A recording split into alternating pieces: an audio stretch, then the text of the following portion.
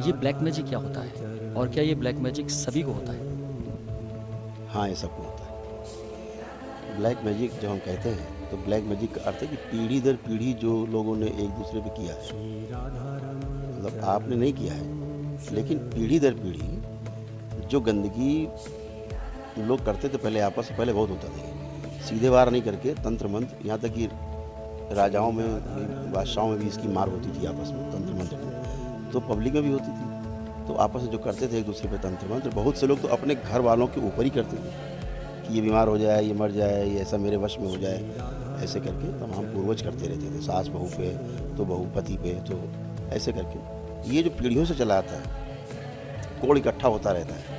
और ये कोड़ इकट्ठा होते होते होते उसमें चूँकि आसुरी शक्तियाँ ही रहती हैं। अगर आप किसी को तंत्र कर रहे हो कि ये जल्दी से मर जाए, तो वो गंदी शक्तियाँ ही हैं, गंदे जीवन ही हैं जो आपने प्रवेश करा लिए अपने डीएनए में, और स्वयं के डीएनए में प्रवेश करा लिए हैं। आपने अपने देवरानी ने जेठानी पे किया सपोज के लिए, तो वो तो डीएनए का ऊर्जा पद तो एक ही है।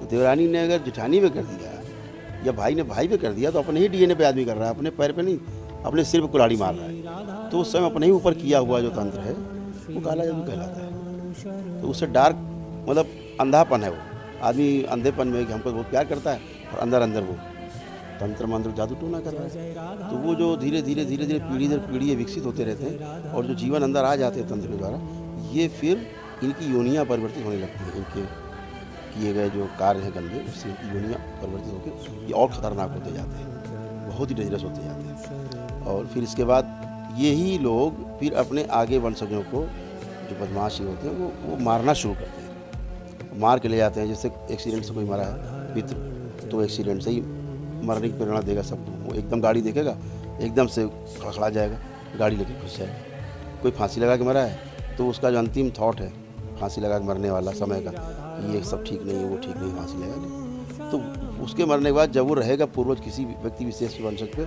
उसको वही थॉट्स आएंगे कि सब बेकार है, दुनिया बेकार है। तो उसका जो आखिरी थॉट था मरते समय का, आपका पहला थॉट बन जाता है, आगे रहता है। आदि फांसी लगा लेता है, उसको पता भी नहीं, वो तो जब लटक जाता है फांसी होता है, उसको पता लगता है कि अरे हमने फांसी क्यों लगा ली, मर रहे हैं, आपको बचाने वाले भी नहीं, स्टूल लात मार के गिरा दिया है।